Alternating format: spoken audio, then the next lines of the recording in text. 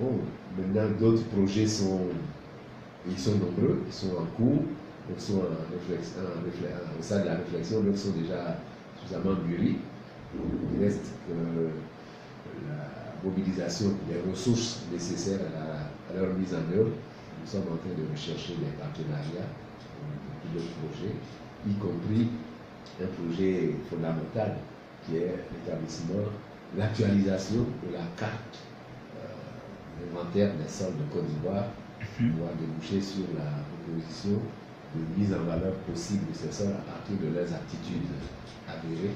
Donc, nous sommes dans l'attente de l'mobilisation des ressources pour pouvoir conduire ce travail, et pour cela, la complexité et la diversité des produits sur lesquels ça doit nous conduire commande que nous ayons une équipe beaucoup plus consolidée, renforcée, donc que nous ayons encore à recruter de nouveaux enseignants, de nouveaux chercheurs, de nouveaux enseignants-chercheurs, pour qu'il y ait des équipes qui se répartissent à tout le territoire ivoirien, de manière à établir une carte dans des délais raisonnables, à une échelle communale et exploitable. Parlons un peu de cette carte. Vous nous avez parlé quand on faisait les débuts des études en pédologie. Elle date de quand cette carte que nous avons? Parce que vous dites l'actualiser. Et elle est à quelle échelle? Les premières cartes datent de l'époque coloniale. Avant l'indépendance, elles étaient à une petite échelle, au millionième. Maintenant, plus près de nous, la dernière carte, celle qui a cours, qui est utilisée actuellement, elle date de l'année 1972. Et elle est au 200 millième.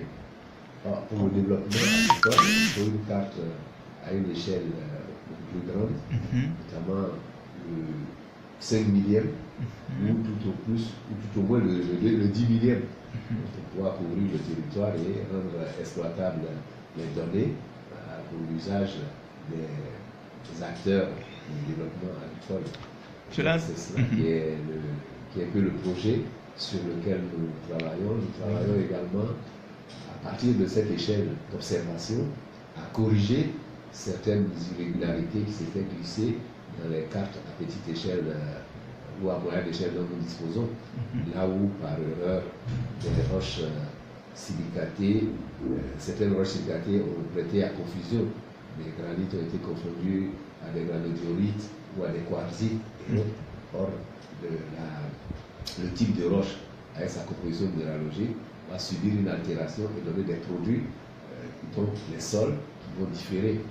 C'est pour ça qu'on a parlé d'actualisation. Peut-être le terme correct, le terme exact serait la correction de la carte des sols, mais en la fournissant à une échelle beaucoup plus grande et donc beaucoup plus facilement exploitable par les utilisateurs. D'accord.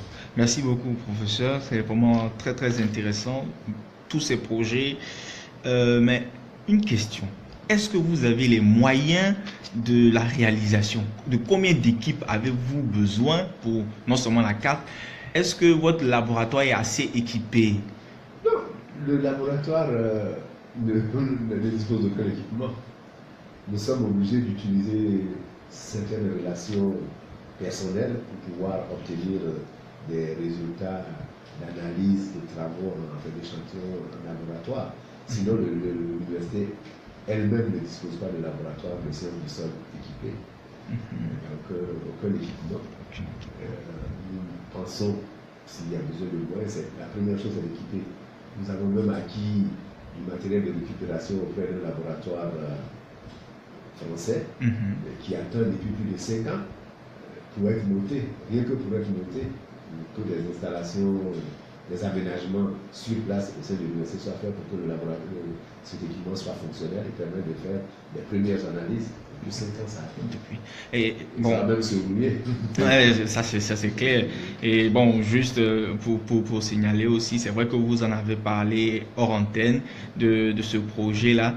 Et il faudrait, je pense que c'est plus du côté de l'université que le problème se pose. Et puis il y a d'autres difficultés aussi, hormis même le laboratoire, d'autres difficultés.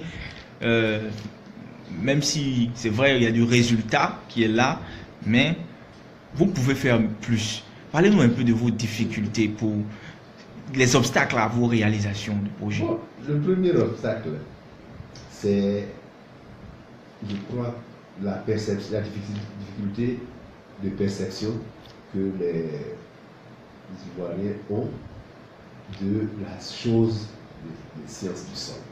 C'est-à-dire les places et rôles du sol dans le développement, de manière générale, ne sont pas très bien perçus, ni bien compris à tout le monde. Je crois que c'est ça qui est la première difficulté. Parce que si nous avions la même perception de la place et du rôle du sol dans toute action de développement, je pense que la libération des moyens ne poserait pas de problème pour pouvoir réaliser les projets dont j'ai parlé tantôt. Donc il y a un travail de sensibilisation à poursuivre pour que les gens comprennent la place et le rôle du sol.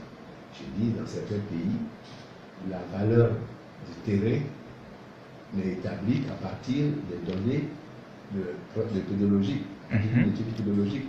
Tant qu'il n'y a pas d'études pédologiques, on ne peut pas qualifier un sol de bon ou de mauvais, et donc lui attribuer une valeur pénale, une valeur monétaire. Bon. Donc, il faut déjà cette sensibilisation.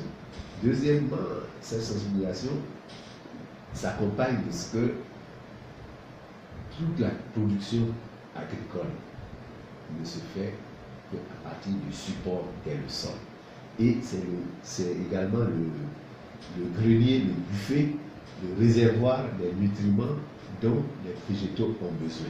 Donc, tant qu'on ne prend pas soin du sol, les végétaux ne pourront pas s'ancrer solidement dans ce milieu de culture et ne peuvent pas également bénéficier d'éléments dont ils ont besoin pour leur bon développement, pour leur croissance et pour leur production. Donc il faut absolument que nous comprenions cela. Une fois que nous avons cette bonne compréhension, je crois qu'ensemble, nous allons pouvoir conjuguer nos efforts pour pouvoir dégager les moyens nécessaires à la réalisation des travaux en sciences du sol. C'est vrai que toutes les spécialités s'estiment prioritaires dans le développement. Nous sommes sur un terrain de compétition, mais il faut que les uns et les autres comprennent que c'est le sol d'abord. D'ailleurs, je le dis souvent, tout commence par le sol et tout finit par le sol. Quand on est sur le sol, on commence à faire les 4 pattes sur le sol, on est couché sur le sol, comme si c'est par l'intermédiaire d'un lit ou le matelas, mais ça pose sur le sol. Quand on va se vêtir, c'est à partir des produits du sol. Quand on va se nourrir, c'est à partir des produits du sol. Quand on va se soigner, c'est à partir des éléments du sol. La pénicilline a été inventée à partir des champignons qui proviennent du sol. Et donc, tout, et quand on finit notre parcours sur Terre, on meurt, on retourne dans le sol. Donc, tout commence par le sol, tout finit par le sol. Prenons soin du sol. Ok, sur ces mots, nous terminons notre interview avec l'éminent professeur Yao Kwame Albert à l'université de Cocody, FHB.